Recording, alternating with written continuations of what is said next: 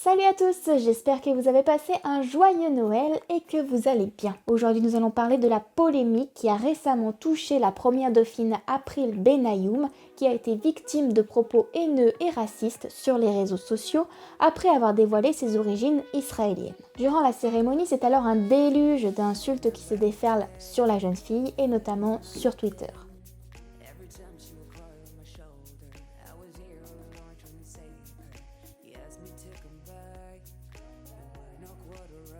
Suite à cela, une enquête a été ouverte lundi dernier par le parquet de Paris pour injure à caractère raciste et provocation à la haine raciale. L'enquête qui vient d'être ouverte ne permet cependant pas de connaître le profil des auteurs de ces tweets, même si certains médias comme le magazine hebdomadaire Voici attribuent ces tweets à des militants d'extrême droite. Selon le Figaro, la plupart des tweets semblent issus de jeunes internautes qui affichent dans leur pseudo des émoticônes représentant la Palestine. On peut alors se demander pourquoi Twitter a laissé passer de tels propos alors qu'est stipulé dans la charte du réseau social que toute insulte, qualificatif et cliché raciste ou sexiste sans consentement de la personne visée doit être prohibé, doit être interdit.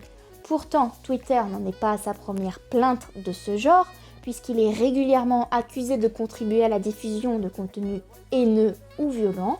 Le dernier scandale remonte à la décapitation du professeur d'histoire géo Samuel Paty, qui avait dû faire face à des messages haineux sur les réseaux sociaux et notamment sur Twitter. La présidente de l'Union des étudiants juifs de France, Noémie Madar, a déclaré dans une interview accordée à l'AFP, à l'agence française de presse, que Twitter aurait pu bloquer très rapidement cette association de mots, Miss Provence et Israël, afin de lutter au plus vite contre la propagation de messages haineux. Il reste cependant difficile à Twitter d'identifier les auteurs de ces tweets, puisque beaucoup d'entre eux restent anonymes. De plus, les internautes et les opérateurs sont souvent installés à l'étranger, ce qui veut dire que leurs données personnelles sont régies par un autre système juridique que la France, qui ne souhaite pas toujours répondre aux réquisitions judiciaires afin de transmettre l'identité des auteurs de propos litigieux. Il est alors difficile pour Twitter de condamner les internautes, puisque ce dernier est soumis à une longue liste de contraintes censées protéger les données des utilisateurs.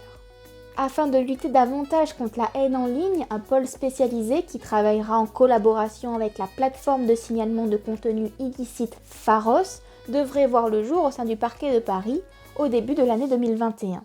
Le porte-parole du gouvernement, Gabriel Attal, a récemment déclaré que l'anonymat sur les réseaux sociaux pourrait être levé. Marlène Schiappa, l'ancienne secrétaire d'État chargée de la lutte contre les discriminations, espère une condamnation des auteurs de ces propos. Également, selon le Figaro, Gérald Darmanin, le ministre de l'Intérieur, s'est dit profondément choqué et avait assuré que les services de police et de gendarmerie étaient mobilisés. Miss Provence a également reçu le soutien de la nouvelle Miss France 2021, Amandine Petit, qui s'est exprimée ce dimanche dans une interview accordée à BFM TV. C'est extrêmement décevant. Je ne pensais pas qu'on pouvait avoir des propos tels à l'époque à laquelle on est.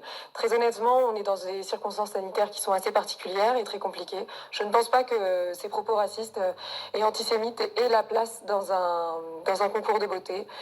Honnêtement, je pense que ces gens-là ont eu des propos extrêmement déplacés. Moi, je soutiens énormément April Benayoun et très clairement, si elle a été élue première dauphine, c'est parce qu'elle méritait sa place au sein du concours. Quant à April Benayoun, elle a quant à elle déclaré dans une interview accordée à Nice Matin que ses propos ne la touchaient absolument pas.